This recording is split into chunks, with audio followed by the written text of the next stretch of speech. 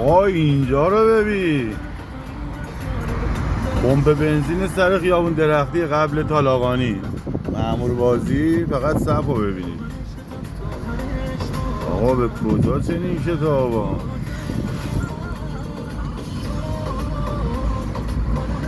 ببین با این شرایطی که من دارم میبینم به هر ماشین 10 لیتر سهمیه بنزین میدم. فقط خدا وکیلی صف رو نگاه کنید، تا صبح صفه. یا قمر اکبر چه خبرتونه، نگاه کن. فکر کنم تا اون جاده صفادشت همینجوری صفه. نگاه کنید. تازه از این جالبتر این بود که الان یه دونه از این موتوریا گوشی یکیشونو گرفت در رفت.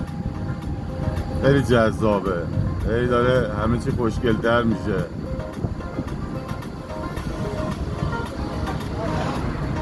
نگاه کنید صف و فقط تو رو قرآن چی کار کردی آقا. بعد 3 دقیقه رسیدیم به این ته صف. خدایا خودت به داد مردم پردیس اندیشه برس. بلند بگو الهی آمین.